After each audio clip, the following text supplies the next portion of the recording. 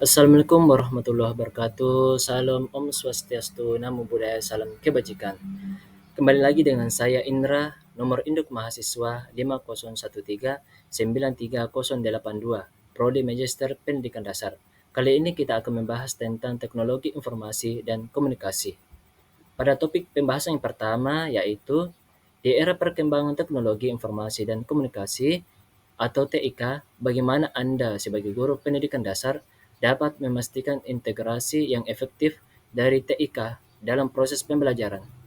Yang kedua, langkah-langkah konkret yang telah Anda lakukan untuk mendukung pemanfaatan teknologi tersebut dalam meningkatkan keterampilan, kreativitas, dan pemahaman konsep siswa di kelas. Yang ketiga, sejauh mana Anda melihat dampak positif dan tantangan dalam mengimplementasikan teknologi tersebut di lingkungan pendidikan dasar.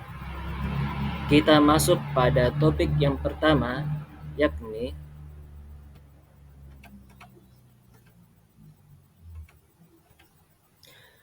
mengembangkan kompetensi teknologi, meningkatkan kemampuan diri dalam mengoperasikan perangkat lunak dan perangkat keras TIK seperti PowerPoint, aplikasi pembelajaran berbasis game, serta menguasai penggunaan internet untuk mencari materi tambahan dan sumber belajar yang relevan.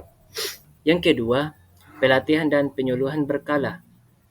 Mengikuti pelatihan atau penyuluhan tentang penggunaan teknologi informasi dan komunikasi dalam pembelajaran agar tetap up to date dengan perkembangan terbaru dan dapat mengaplikasikannya secara optimal di kelas. Yang ketiga, merancang pembelajaran berbasis TIK, yakni mengintegrasikan TIK secara berhati-hati dan sistematis dalam perencanaan pembelajaran, seperti menggunakan media audiovisual, aplikasi interaktif, dan platform daring yang sesuai dengan tingkat peserta didik, sehingga pembelajaran menjadi lebih menarik dan efektif. Yang keempat, menggunakan media pembelajaran yang variatif dan menyenangkan. Dengan menggunakan media berbasis permainan, animasi, dan video yang familiar dengan peserta didik untuk meningkatkan motivasi belajar serta memfasilitasi pemahaman materi secara lebih menyenangkan. Yang kelima, mempersiapkan peserta didik untuk mandiri dalam menggunakan TIK, yakni memberikan latihan dan bimbingan kepada peserta didik, misalnya melalui tugas di rumah yang mengharuskan mereka berlatih menggunakan aplikasi atau platform tertentu bersama orang tua, sehingga mereka menjadi lebih mandiri dan terampil menggunakan TIK. Yang keenam, evaluasi dan refleksi berkala. Melakukan evaluasi terhadap penggunaan TIK dalam proses pembelajaran dan terus melakukan refleksi untuk memperbaiki dan menyesuaikan strategi yang telah diterapkan. Kita masuk kepada poin yang kedua, yakni yang pertama, menyusun rencana pelaksanaan pembelajaran atau RPP yang memanfaatkan berbagai media berbasis teknologi seperti video, animasi, aplikasi interaktif, dan permainan edukatif sesuai dengan karakteristik peserta didik. Misalnya menggunakan platform Canva yang terbilang mudah untuk diaplikasikan. Yang kedua, memberikan tugas di rumah yang mengharuskan peserta didik menggunakan internet sebagai media pencarian sumber belajar dengan mencari jawaban dari tugas yang diberikan atau membuat video pendek tentang topik tertentu. Yang ketiga, memanfaatkan animasi, video pembelajaran, dan ilustrasi visual yang menarik untuk mempermudah pemahaman konsep abstrak dan meningkatkan daya ingat siswa. Pengguna media ini dapat membantu siswa memahami materi secara lebih nyata dan kontekstual. Yang keempat, melakukan pendampingan langsung saat penggunaan aplikasi dan media digital dengan memastikan siswa memahami fungsi dan penggunaannya secara mandiri, serta memberikan umpan balik konstruktif untuk meningkatkan keterampilan mereka.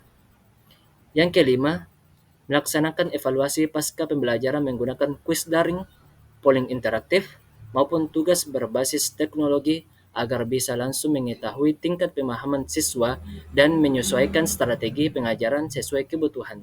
Yang keenam, mendorong siswa berkolaborasi melalui forum diskusi offline proyek bersama, atau platform pembelajaran digital agar mereka belajar bekerja sama, berbagi ide, dan mengasah kreativitas secara digital. Kita masuk pada topik yang ketiga, yakni yang pertama, meningkatkan kemandirian dan motivasi belajar siswa. Peserta didik lebih berani mengungkapkan ide dan pendapat serta mampu belajar secara mandiri melalui tautan materi di kurikulum Merdeka yang mendukung teknologi. Penggunaan media berbasis teknologi ini membuat kegiatan belajar menjadi lebih menyenangkan dan tidak membosankan sehingga motivasi belajar siswa meningkat. Yang kedua, pengembangan kreativitas dan keterampilan abad 21.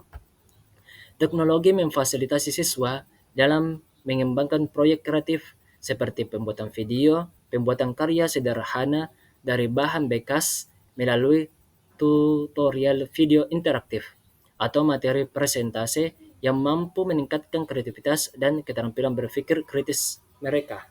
Yang ketiga, peningkatan efisiensi dan efektivitas pembelajaran.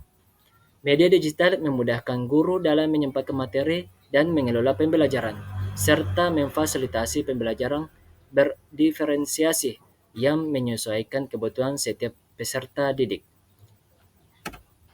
Secara pada tantangan, yakni yang pertama, kurangnya kompetensi teknologi guru, serta keterbatasan akses dan infrastruktur. Banyak guru belum mahir mengoperasikan laptop atau komputer dan menambahkan animasi pada PowerPoint atau platform aplikasi Canva. Hal ini dapat membatasi variasi media dan kreativitas dalam pembelajaran, serta mengurangi efektivitas penggunaan teknologi. Di beberapa daerah, fasilitas teknologi seperti perangkat dan jaringan internet belum mencukupi sehingga menghambat implementasi optimal media berbasis TIK. Yang kedua, keterbatasan kemampuan peserta didik mengoperasikan laptop.